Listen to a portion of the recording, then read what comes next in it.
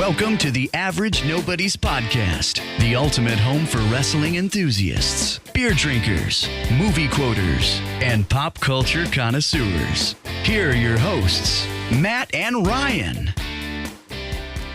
What's happening, everybody, and welcome to the Average Nobody's Podcast. My name is Matt. I am Ryan. You know, not a lot of things rhyme with Ryan. No, I was trying to come up with a creative thing, but like what? Ryan the Lion? I mean, I don't know. That's stupid. Crying Ryan the Lion. It's not great. It's not great. It's not great. Yeah. It's something you can work with, though. Although my name is not great either. Matt, Fat, Rat. It's all bad things. Cat. It's not as bad as my brother's, though. Yeah. Mitch, because then you're going to just... Everyone goes right to bitch. It defaults to bitch. It sucks. Yeah. Like, there's no creativity when something rhymes with bitch. It just goes right to bitch. I can't wait until the NFL kicks off. Not to do a perfect segue into our first segment, but I can't wait until the NFL kicks off and Mitch Trubisky starts doing poorly. And Mitch the Bitch nicknames start flying for him, because you know that's inevitable. Should we just start it on Twitter? Like even before he plays? Yeah, I think we probably should. Just hashtag Mitch the Bitch. Mitch is a bitch or something like that. Jump ahead of the curve. Yeah, Mitch Trubisky. He's just one of those guys that's in a situation where he's probably just going to fail because of the, nothing discredit him, just the situation he's in. Exactly. Yeah. It's just not going to work. But, hey, football is back tonight. Football is back. Finally back. Yeah. Although, for Hurricanes would like to see the NFL not be back right now. Insane, though. I mean, the size of this hurricane is ridiculous. It's massive. Just looking at it on Twitter, because obviously that's where I get my news. But, I mean, they're saying it's bigger than the state of Ohio. So when it's coming roaring into southern, southeast, southwestern Florida, I guess it's a smart move to cancel the games. You know, it's really... The projected forecast for Sunday is like 90-mile-an-hour winds at Miami Stadium. It's not going to be great. And thank God. This is actually, they probably, if this game was going to happen, I think they probably should have re-signed Roberto Aguayo, because his kicks are so bad that maybe the wind would straighten them out. 90-mile-an-hour winds might straighten them out, like right down the pipe. Maybe that's his thing. Like he needs hurricane force winds to actually hit a field. He's a hurricane kicker, classic hurricane kicker. Classic. Been that way since he was a young boy. Yeah, it sucks for Florida, one, because, hurricanes are devastating. We see what's happening in Houston. And it sucks for Florida, number two, because they're not exactly very high on the water table. So they are going to get some flooding down there if it's anything like Harvey that hit Houston. Houston hit Texas. Which, I can't imagine it won't be, just based on what it looks like. Yeah, the winds, right now they're clocking in some of the Caribbean islands. They clocked in like 185-mile-an-hour winds, which I can't even fathom. 185-mile-an-hour winds, I can't even fathom. I started on the Average Nobodies. I started following this guy. He's like he's a scientist for, I don't know if it's the Weather Channel or NASA or whatever, but he's fascinating. His name's Michael Lowry. Okay.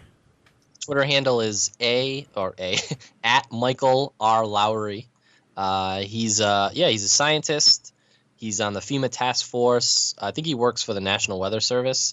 But his Twitter account is just fascinating because it's just videos of like the hurricane that's coming through. They have it from like the islands of like St. Martin and Antigua and stuff like that. Mm-hmm. And it sounds like a train. It's so loud, the wind sounds like a train is going through. It's unbelievable. And you can't see anything because the rain and the wind is so heavy. Yeah. I can't imagine being in those islands down there. Like the structures they build aren't built like in cities up here. Yeah, no, they have no protection. And also, like, besides there's no protection for those islands. Like, it's just sand and like right up to the, like, like they can just get wiped away. Yeah. Yeah. Well, hopefully everyone stays as safe as possible. And unfortunately, the Jose is right behind Irma. Jeez. It's that time of year now. It's first of all, it's global warming. If you think otherwise, you're an idiot. And it's just his hurricane season, but it's just magnified now, like these last few years. I mean, really, since we got hit with like Sandy, and then what were some of the other ones that around that time when we got hit with the really bad hurricanes? So it's not been great. It has been great. Natural disasters. It's hard. It's global warming. You're an idiot if you think otherwise. Well, it's funny. I saw someone online. They were like, it's almost as if the climate is changing. Yeah, I mean, even if you don't want it, even if you don't like the global warming, you don't like the implications that like warming, whatever. It's climate change. It's climate change. Yeah, climate change. Because Harvey was classified as a 500-year storm. Now Irma is classified as a 500-year storm. Yeah. How often can we get these 500-year storms? I mean, it's just kind of, instead of denying everything, maybe embrace it and help in how we can combat it. I don't know. We could go down a whole nother path with this. But anyway, Irma is screwing the Bucs and the Dolphins right now because they no longer have a bye week. Well, technically they have a bye week. It's this week. But they're playing 16 straight weeks after this. They're playing 16 straight weeks, which if you're trying to that's those 2 weeks that they have the rest is huge. It's like a week and a half of rest. It's huge for these guys who are getting demolished every play on the field. It sucks. It really does suck. And it almost begs like the question. It's like if this was a primetime game, like if this was the Pats Chiefs right now, like tonight, they probably would have found someone else to play. It's just like I think this was just the easier way to get it like out of the way, and they both have the same bye week. Just play it that week. You know what I mean? I don't know. I wish it was handled differently, but I guess there's really no other way to do it. They'd have to not play it in Florida because Florida's just going to get completely hit by this hurricane. Right, like you can't move to Tampa because Tampa's going to be... Yeah, it's going to be just as bad in Tampa. They're already evacuating some people there. Which, it sucks. But hopefully this just means the Bucs will be hot and stay hot. And they won't cool down during a bye week. Nice 16-0 start to the season. Yeah, nice 16-0 start to the season would be fantastic. That would be really nice. Hey, never know. I've seen crazier things. Actually, I don't think I have. That'd be pretty crazy. Especially with the Bucs. We're not historically a 16-0 team. No. Very far from it. Not usually the prediction you're making when it comes to the Bucs. But the openers tonight, we got the New England Patriots hosting the Kansas City Chiefs. And we're obviously both huge fans of Barstool, and they just took over. El Perez ordering the 70,000 Goodell as a clown towels. Yeah. And handed them out. They had almost 2,000 volunteers show up to grab them, and they're all handing them out in different tailgate spots today. They're going to be all over the place. I have a gripe to pick. Right? Is that the right saying? Or am I missing something? I have a gripe to pick. I have a gripe. I have a bone to pick. I have a gripe and I have a bone to pick. Okay, I'm sorry. You had it. Am I right? Yeah. I have a bone to pick with the media outlets that have been covering the Goodell clown nose towel stories. For one, there's a billboard on Route 1 that when you're driving from Boston, and when you're heading from north of the stadium, you're heading down to the stadium, there's a giant billboard with the picture of Roger Goodell with the clown nose and the clown little outfit and the teal like blue. You can't miss it, obviously. It's so brightly colored. A lot of news outlets have been picking it up and taking pictures of it, like from their like news trucks or whatever, and tweeting it out and giving credit to like ESPN for taking the picture and then giving themselves credit for putting it out, but they don't tag Barstool. And listen, I'm a big Barstool fanboy. We both love Barstool, but that's like a slap in the face. Like, come on. It's like, oh, you guys took a picture of this billboard. You really did a lot of work there. Like, yeah, tag yourself in it for taking that photo. You know what I mean? It's just like... Yeah, I don't understand it. I mean... Yeah.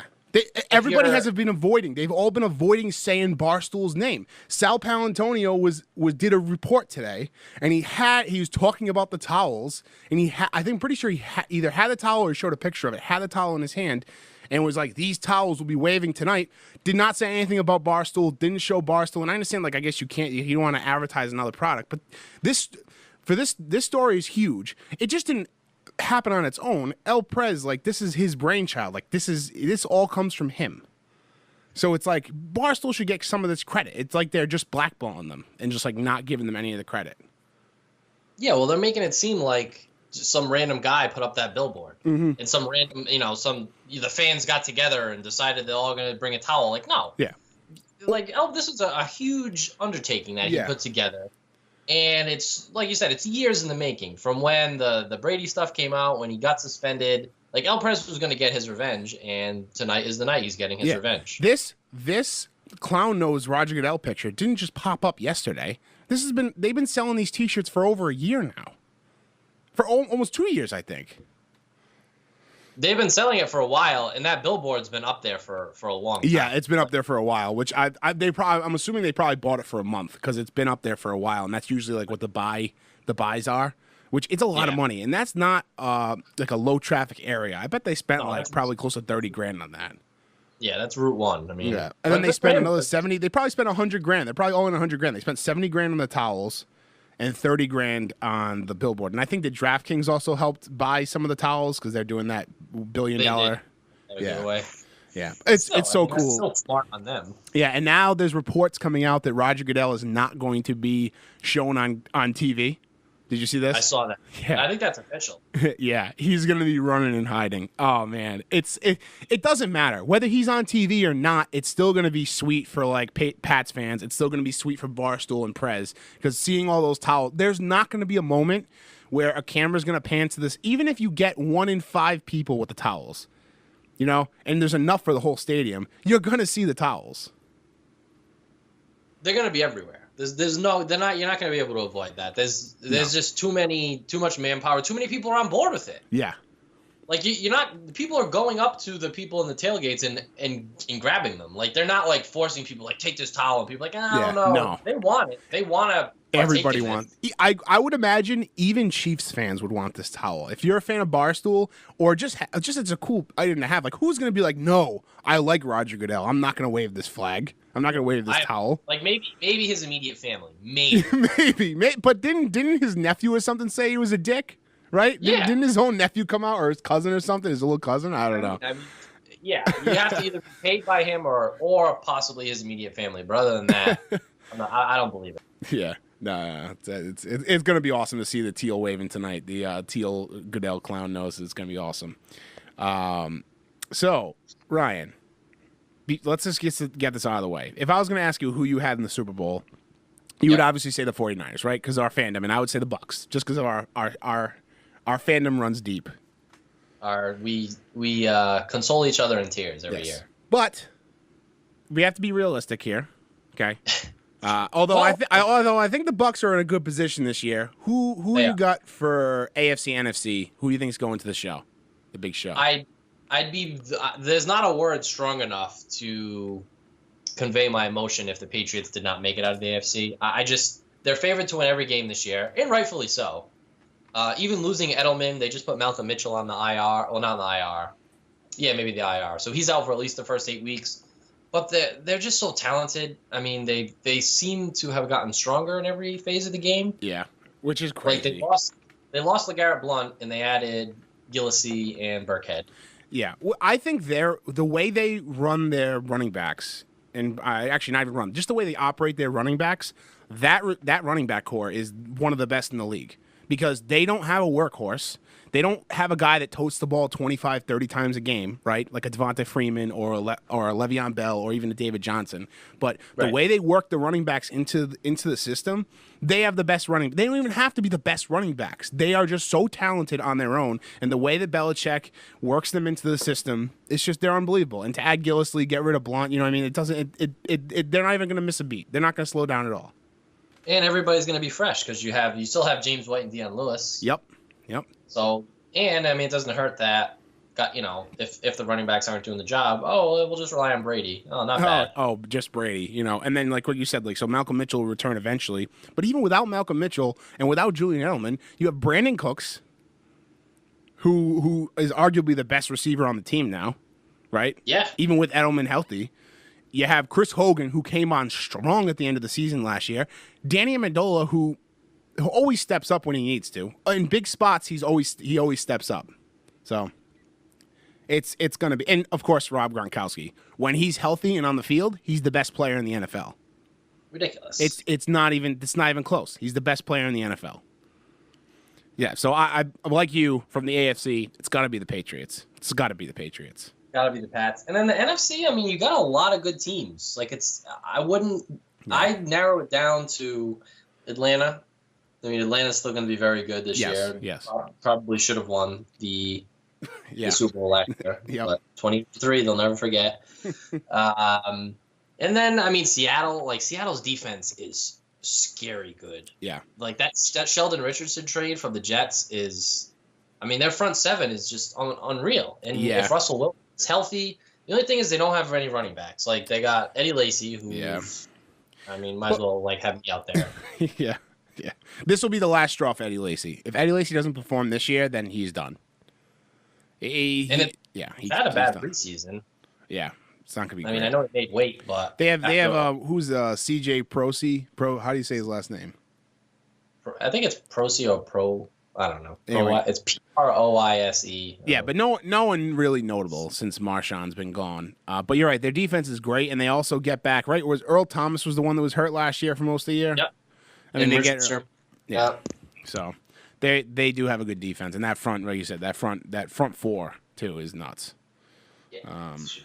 I could see them. I mean, it could always be, like I said, it could always be Atlanta, Green Bay, maybe, one of those teams. But and the Giants too. I mean, if Odell Beckham can stay healthy, which he's not going to be to begin the year, but you got, Eli, and that defense was phenomenal last year.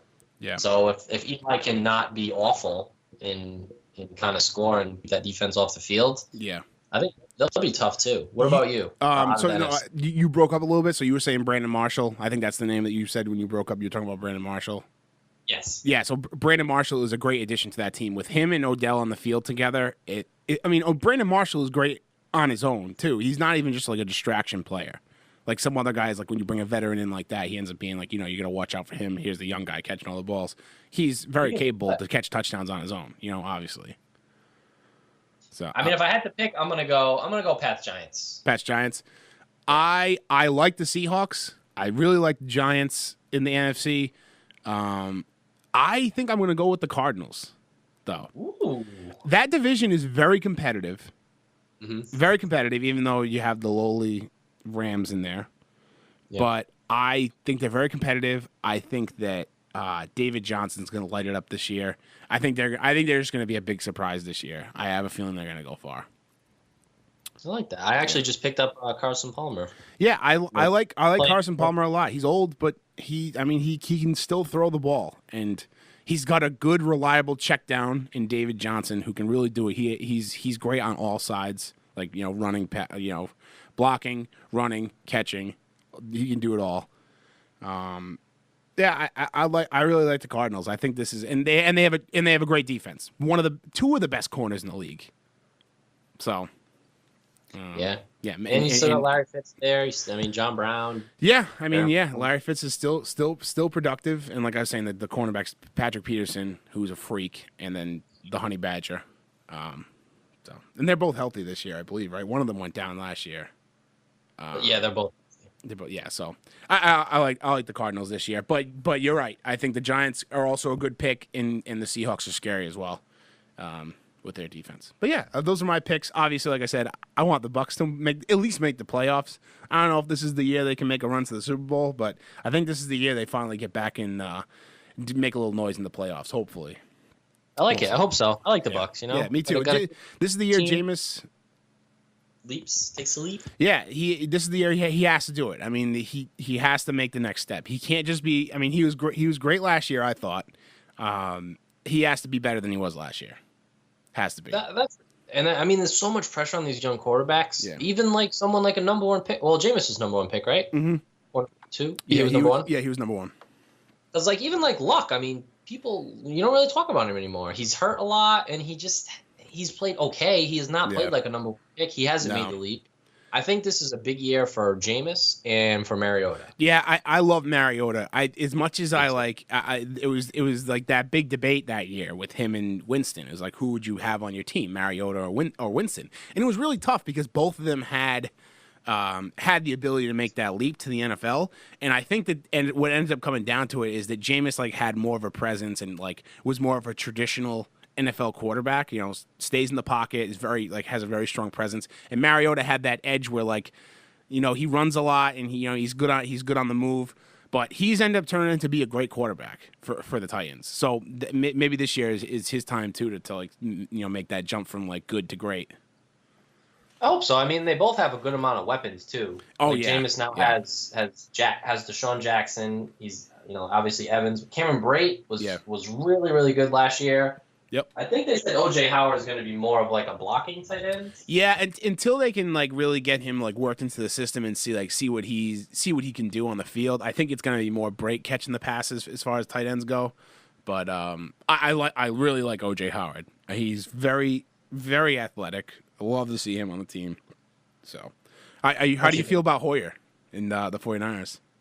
Well, I guess as long as I don't pick him up on a bye week, you should be okay. Fine. You should just stay far away from him on fantasy. I have to. Yeah. For those that don't know, in 2 of the last 3 years, I've picked up Brian Hoyer on my fantasy quarterbacks had a bye week. Brian Hoyer, 2 different teams, mind you. One week he was on the Browns. 1 year he was on the Browns. Last year he was on the Texans. Picked up Brian Hoyer, who was playing on a Thursday night, and both weeks he was hurt. And they're both pretty bad injuries. He tore his ACL 1 year, broke his arm the next year. Yeah. But I like him. He was with what pick they had in the draft and what they really wanted to do for like the rest of their team. Like they needed a huge improvement on the defense. So they wanted to use those early draft picks on defensive guys. And there wasn't really that many. Like if it wasn't Hoyer, like who are they going to get? Like Jay Cutler? I mean, that's like who you're looking at. And, Hoyer's serviceable. He's decent. And, I mean, they kind of know what they're getting into. You got a first-year head coach. Like, they're not going in. I can't imagine they're going in expecting to be, like, 10-6 or anything like that. Like, you just want to go in. You want to be competitive. You want to give the fans a reason to show up to the games. You can't have another 2-14 season again. It's just – yeah. You won't. I mean, that's just like, I mean, for the 49ers, like for other teams, like the Jets, they'll have another shitty year. But I think the 49ers will bounce back this year. I think they'll, but I don't think they're going to do 2 wins again. It's hard to do 2 wins. Yeah. It's really hard. I mean, the Bucks had 3 wins a few years back, and I was like, it's hard to do that. It's really hard. Just 3 wins. It's also debilitatingly depressing to watch your team win that little amount of games. So I'm rooting for you. I appreciate it because it's not even like people are like, yeah, but they were in the games. I'm like, I don't care if they were in the games. It doesn't matter. It doesn't matter if they're games or not. No, the year the Bucks were like real bad when they got the first pick in the draft. They were god awful, but a lot of the games were close, but it did not matter. I did not feel any better about the season. They were just bad. No, yeah, bad is bad. Like loss is a loss. So, well, hopefully, I mean, as the season goes on, we're gonna, we want to add in some NFL content every week. Maybe mix some fantasy stuff, but there's so many different things to talk about. So, we'll add that in and. We'll get the discussion going on Twitter during the week as well. I mean, people love fantasy football and people love talking sports, so I'm sure we can get some good discussions going on that. Absolutely, I agree. Let's turn to the next segment here. We have a really funny story coming out of the internet. This isn't internet versus this isn't someone versus the internet. This is really just someone against themselves. It's a tale as old as time right here. Classic love story. Classic love story. So I'm gonna sum it up quick, and then we can go into it. Okay.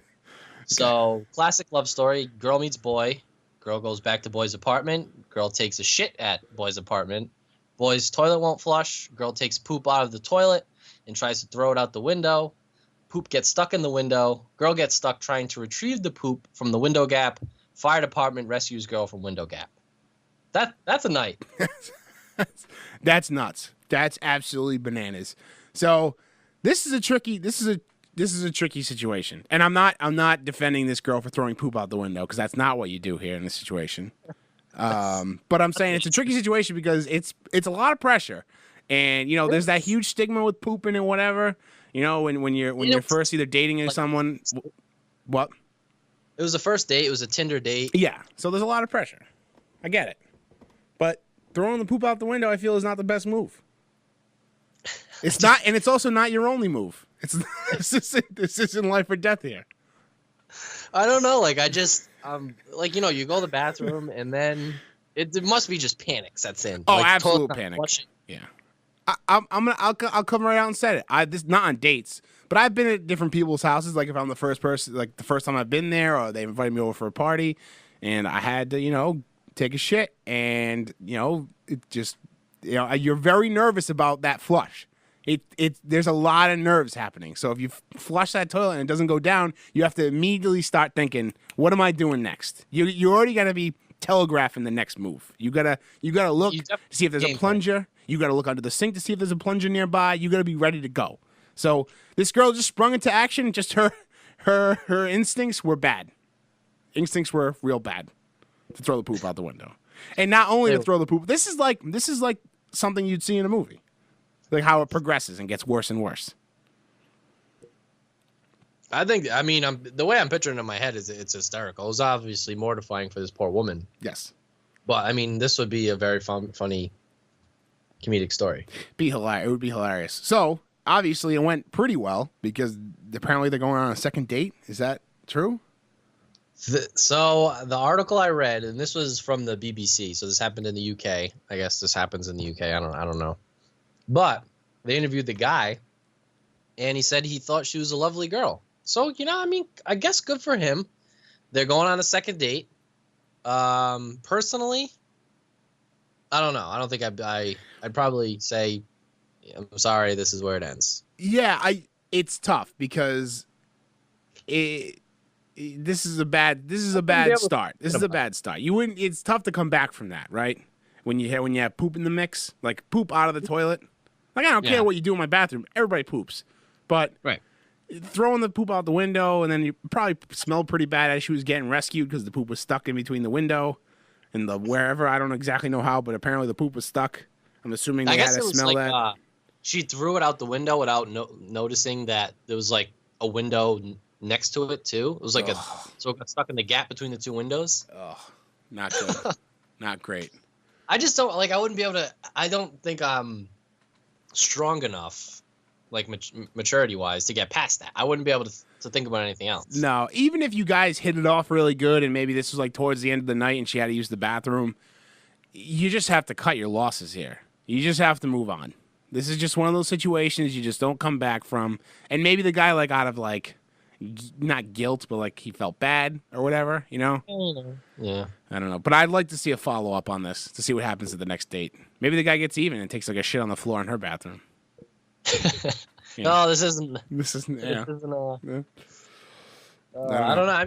But hey, good for them. It's always nice to see a funny Tinder story. I thought that one was pretty funny. Yeah, I like this one. Yeah, so not people versus the internet, but people against themselves. People versus themselves. Yeah, which is always a good battle. The battle that's happening since the beginning of time. And will continue to happen. So just everybody take this as an example. Do not do this. Just try something else. Anything. Tell them the toilet's clogged if it comes down to it. If you really, just don't pull the shit out of the toilet and throw it out the window. I think girls can get away with it too because they have to throw toilet paper in the toilet no matter what. Yes. So why not just say toilet paper clogged it? Yeah, exactly. Yeah. I don't know. I just grabbing the poop with my hands or however she got it wouldn't be the first. I just see I can't get past it. I can't get past it now. I can't imagine actually being in. Oh my God, I would never touch her hand. No, I could never look at her hand the same way again. I'd be like, you touch poop with that hand. I don't care how many times you wash it, it's still got poop on it. I really think she needs to get it off. Okay, well, classic love story.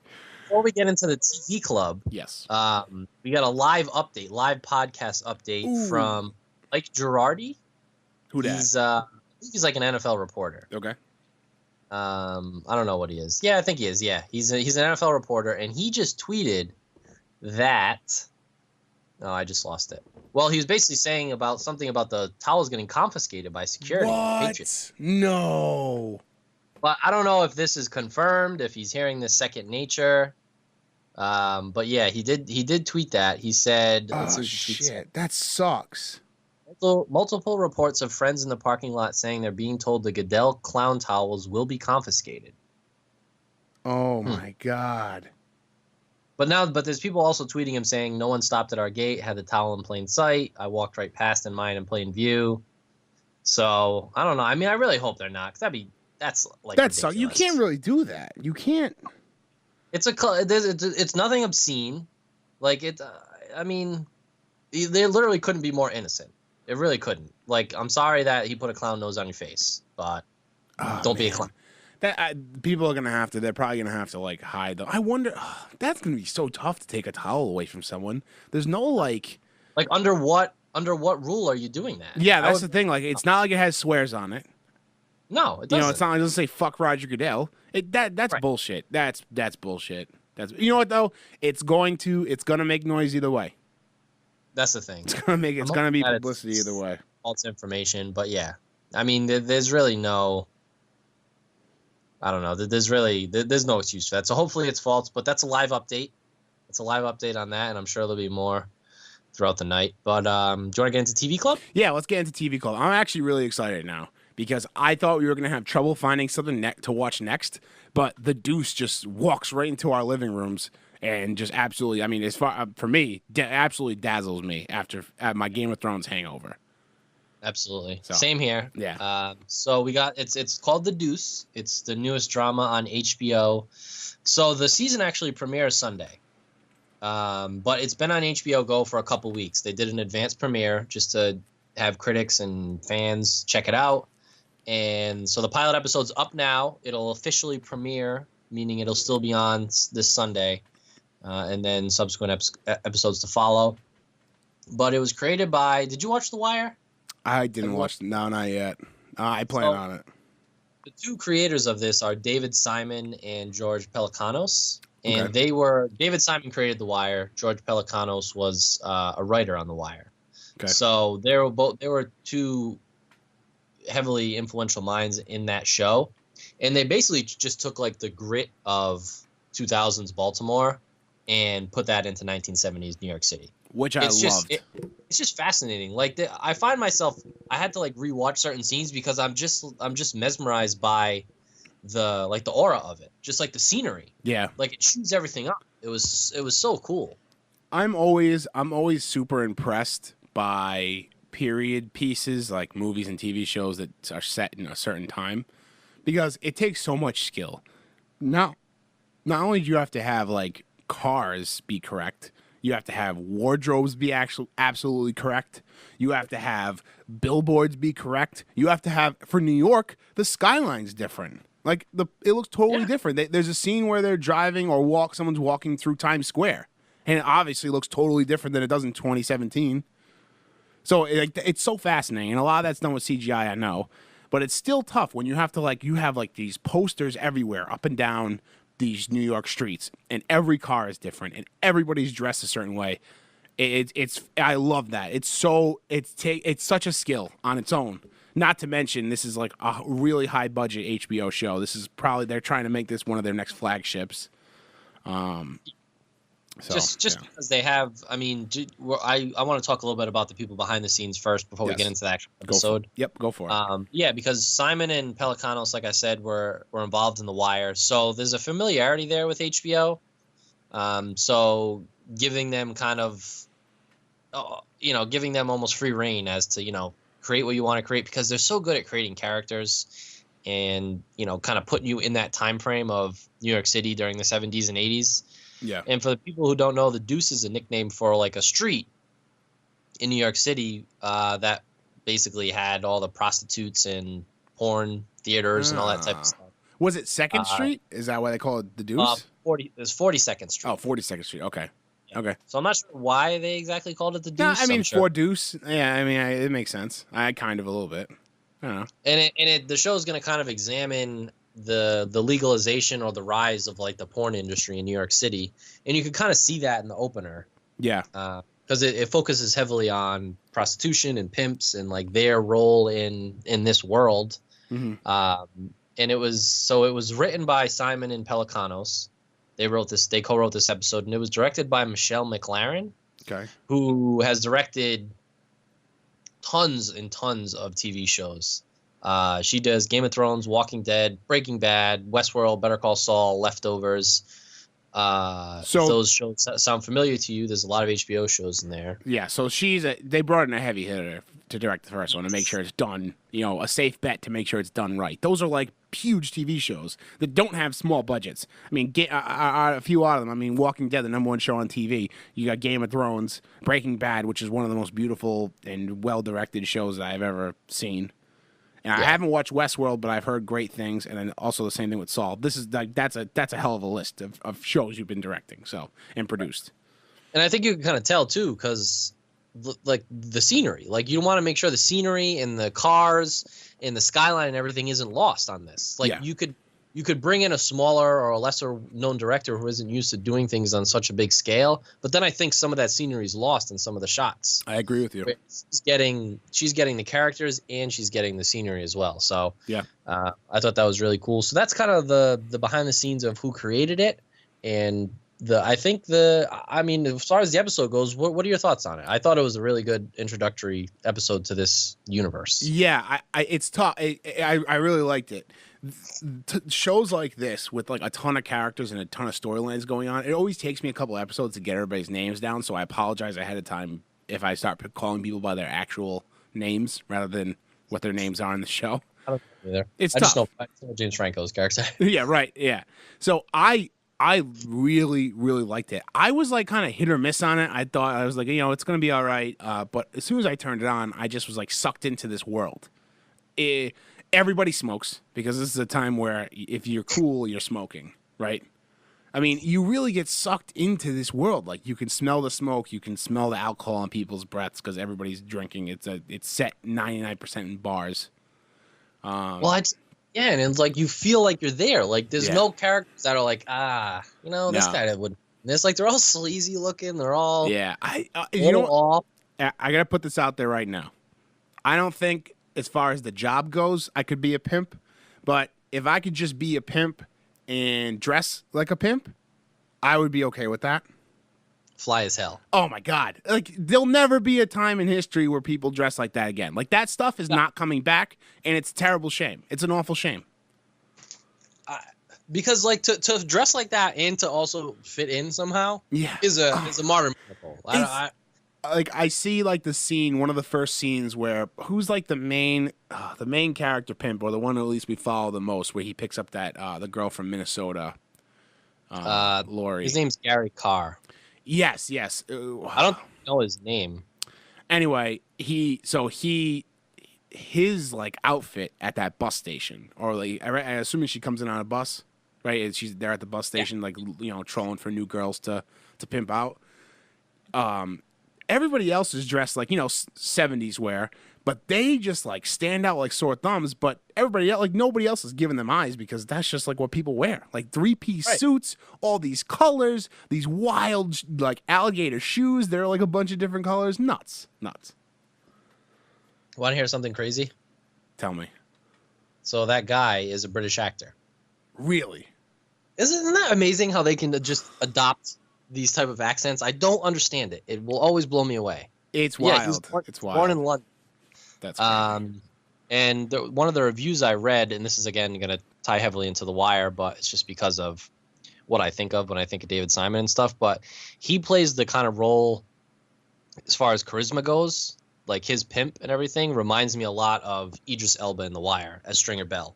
Okay. He was just very like charismatic, like soft spoken. Like obviously we saw at the end of the episode when he roughed that, the prostitute up. But for the most part, in public, he's soft spoken. Like if he's gonna do something like that, it's gonna be behind closed doors because he knows he has a reputation to uphold.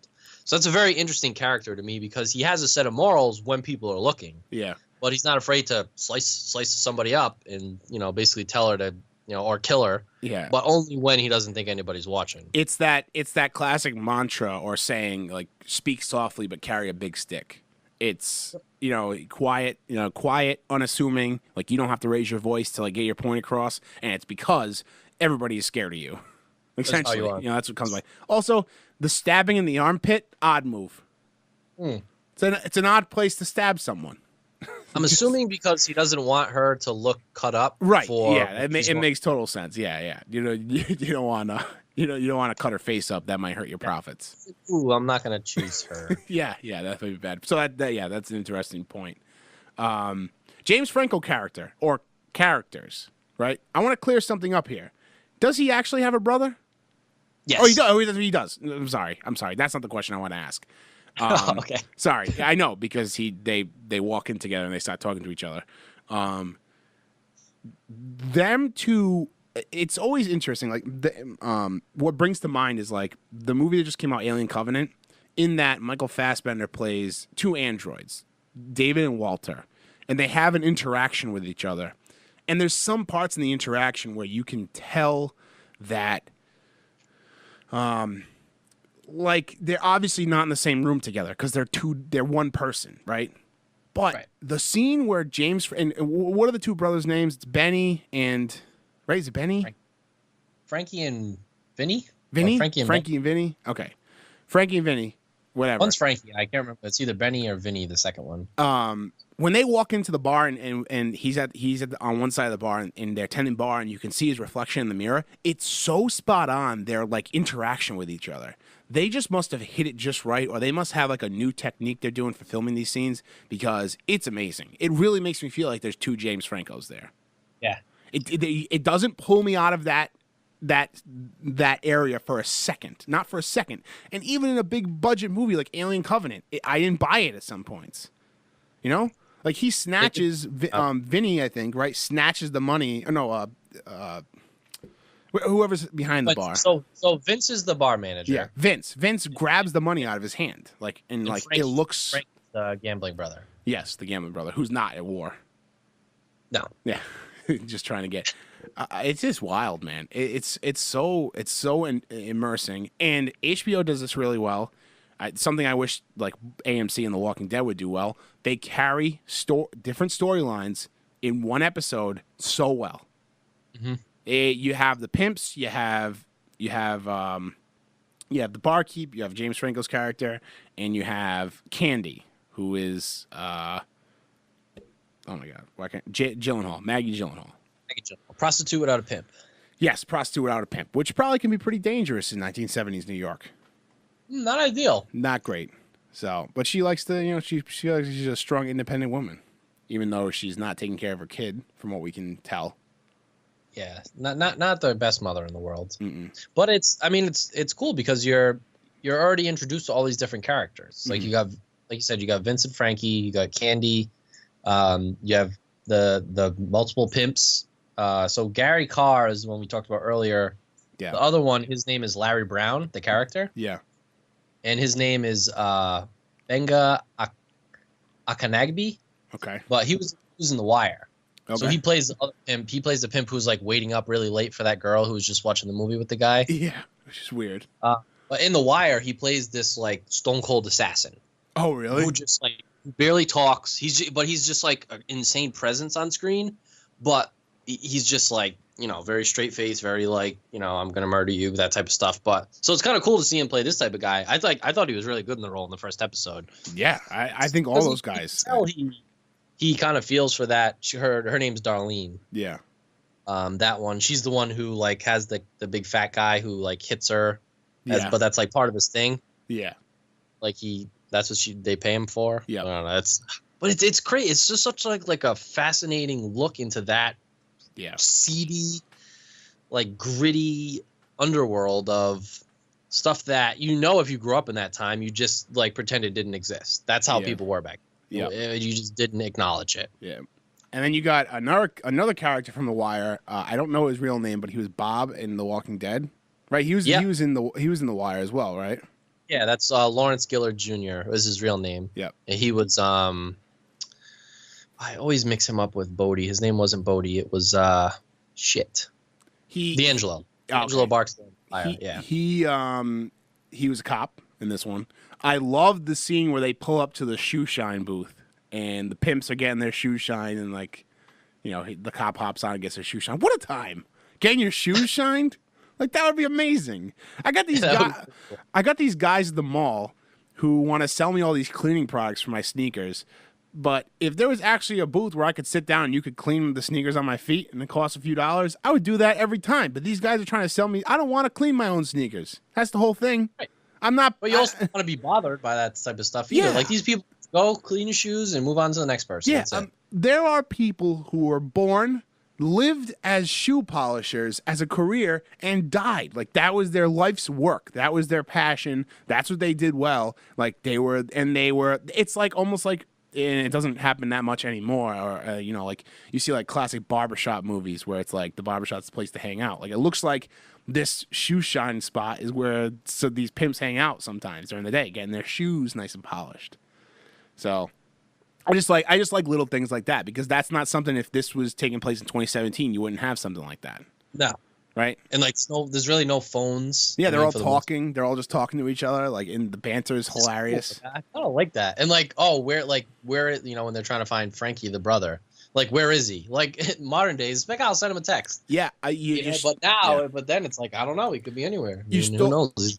You took the words right out of my mouth with that. Like when you do period pieces like this, when you remove technology and other things too, but when you remove technology, like it adds so many more elements to the film. All right, to the TV show or film. I think it's awesome. I love that. So and they did that scene really well. It's like you wouldn't see this. I mean, there's still prostitution and pimping and whatnot now. It's not as as public as it was then. But like shoe shining, that's not a thing anymore. Like shoe shine boots aren't a thing. No. So I thought that was a really cool scene, and clearly you're not in 2017 New York when you're seeing that. Were you surprised with the amount of penises? Well, there were a couple. Quick. There was a couple. I actually don't mind. Like I don't. Like it should be a 50-50 thing. Like you see all women all the time. Like you see boobs, you see vagina, and all that shit. I mean, honestly, you should mix a few penises in there as well. It should be a 50-50 thing. It shouldn't be a double standard. Feels a little more authentic. It does feel a little more authentic, right? I mean, there's fucking how do I say this nicely? Like there's genitalia flying all over the place in these sex scenes, like in real life. Like you got to show both. Pretty. I audibly laughed to myself. I was watching it by myself at like 7:30 in the morning yesterday. I audibly laughed when the guy was getting a blowjob in the phone booth. Yeah, and you just see his dick just right there in the girl's hands, and what's his name? And Vincent's just walking by, and they acknowledge each other.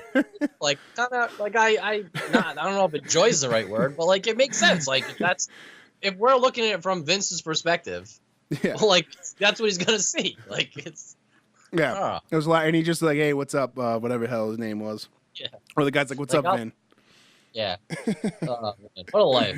Oh, what a life. That is hilarious. Oh, so that was a good scene. But yeah, the dicks, I got a feeling we're going to see a lot more dicks before this show is over. So better strap in. It just, I mean, I really enjoyed it. I'm excited for the second episode. It's this Sunday. So the first episode is actually this Sunday. Okay. Yeah. So this Sunday, the 10th is technically the premiere. I don't know if they're gonna like keep advancing the episodes. I'll have to stay on the lookout on HBO Go. Yeah, because if not, then next week we'll just have to like do a hiatus and we can review something random until the second. By next week we might be able to both talk about Ozark because I'm almost done with that. Okay, perfect. Yeah, so that could be our backup just in case they skip a week. Because it's weird, but I think they're trying to do that now at newer shows, like not necessarily just rely on one night of ratings to see how that does. Yeah, they let people word for them. Yeah, it's a smart move too because it gives people a chance to watch the first episode and decide if they like it or not. Because I can't tell you how many times like a show goes on and I missed the first couple and people are like, "Oh, you should be watching this show," but then it's like such a daunting task. Like I gotta go back. But now it's like people can watch the first episode and then you have a few weeks where you're like, "Hey, you should watch this. The pilot's out right now. Watch it. So smart move by HBO, I think, and I think it's going to pay off. I really enjoyed it, and I like the cast. I love the people behind the scenes of it. So, what's to come? Are all the episodes going to be an hour and a half? You think? I don't think so. Yeah, an hour probably. Probably more. Yeah, I'd say between 50 minutes and an hour. Okay.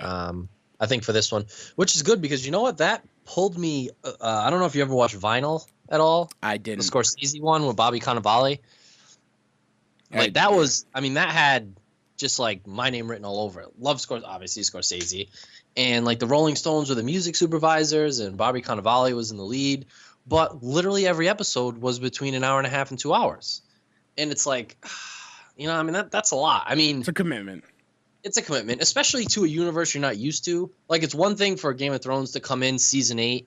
And we know every character and we're ready for things to happen. Yeah. It's another thing to introduce an entire new universe with new characters, some of whom, aren't that interesting, and be like, okay, just, you need to donate 2 hours every week. That's a lot to ask. Yeah. They're just like throwing you right in right at the beginning to these long episodes. So, yeah, I get what you're saying. Hopefully it stays to like the traditional 50 minutes to an hour format. Yeah. I think that's probably what they're going to do. That's HBO's, that's their kind of like their, run time for their shows for the most part. Yeah. So hopefully next week, I'm sure I'll be done with Ozark. I'm at a good, I watched the first episode the first day. Lindy decided she didn't like it, so that gave me free reign to just watch the rest of it. So I'm just I'm burning through it. What'd you say? I said no restrictions. Yeah, no restrictions. I love it. When Lindy doesn't like a show, I can just jam through it. Because she always gets mad at me, and I can't help myself. I'm sorry. She always gets mad at me because we'll be watching a show together, and then she'll be like, "Oh, let's watch The Defenders," and she'll be like, "Oh," I'll be like, "Okay," and then we'll put it. This happened more than once. We'll put the show on back where we left off watching it, and then I'll have like reactions that I shouldn't be having because I've already seen it, and she can pick it out, and then she gets real mad. So I try and keep that on the DL if I do watch ahead, which most of the time I do. My move. Yeah, it's like I can't help it. Like if I like a show, I want to watch it. Right. Yeah, you don't want to wait. Yeah. If it's all there, you got to watch it. That's what I'm doing with Narcos right now. Yeah, her argument is she likes to enjoy it. I'm like, I'm not if I like a show and it's not on, I'm not enjoying myself. Right. You know what I mean? Like I'm not right now. I'm not enjoying myself because Game of Thrones is off. I wanna put myself into a freeze chamber until season 8 debuts. Yes. Yeah. So well right. Well, I think that's it for the Average Nobody's podcast for today. Good episode. I'm really excited for the rest of the Deuce. Really, really excited. I am too. I'm glad we got a nice bridge between this and the Walking Dead. Yes, so perfect. It's perfect. Perfect. I love it. And then we'll be rolling into Mr. Robot too soon, which I'm super pumped about. The teaser trailers have been phenomenal. They always do so good with their marketing. Like they really kill it as far as like matching up their show to their marketing. It's totally what this is season 3 coming. Yes. Season 2, if you remember, the premiere they put out on Twitter. Did they really? Yeah. I don't know. I actually didn't watch season 2 like week by week. I binged it all in like 2 days. They literally, like me and Adam had moved to Boston, and I was texting with him, and then all of a sudden he's like, "Hey, go on Twitter and look at the Mr. Robot Twitter account," and it like just randomly released the episode, like on an off night, like it was supposed to debut like 3 days from that day, and it was like they were hacked or something. Yeah, so cool. And they did a bunch of like cryptic messages before and after it too, and they only left it up for like 3 hours. So you had to watch the hour-long episode within 3 hours, or else they cut it. That's pretty cool. Yeah, it was pretty cool. So I'm excited for that as well. But so episode 47 of the Average Nobody's podcast is in the book. We're almost up to a year worth of podcasts. We're gonna be back next week, probably Wednesday or Thursday. So keep a lookout for our podcast. If you want to find us on Twitter, you can find us at Average Nobodies. We're also on Instagram at Average Nobodies. We're on Facebook. Just search The Average Nobodies. We're also at AverageNobodies.com. It's our written word blog where we have wrestling previews and predictions and reviews done by none other than Ryan Fogarty right here. Ryan. They're wonderful. So if you're a pro wrestling fan, check those out. We do trailer alerts. So if there's any new trailers that are out there on the internet, they're also on our website. So check them out there. If you want to find out how to subscribe to these podcasts, if you're listening to them some other way other than subscribing to them, go to the website as well. We have a link for both podcasts, which is Average Nobody's Podcast and the Make Movies Great Again podcast, which comes out every Monday. Ryan, we're actually going to see it tomorrow. Ryan, Sean, Adam, and I. So I'll be in Boston. Will you? Yeah, me and Mike D are going to the Red Sox game. No way. Well, we'll have to meet up. Absolutely. I think that would be sublime, they say. Yes, I think that's exactly what they say. That would be fantastic. I think we should do that. Are you going with Deepak? Yes, I think he's going to meet us at the game. Excellent. So we'll have to meet up. Yeah, nice little six-some. Yeah, I like it. All right, man. Well, thanks. And everybody listening, thank you so much for listening. Like, subscribe, leave us 5 stars, do all the things, and we'll see you next week. Thanks, everyone. Enjoy football tonight and this weekend. And if you are in any of the Hurricane Irma warpath, we hope you stay safe, and we'll see you next week. Yes, I ditto that as well. All right. See you, Matt. See you.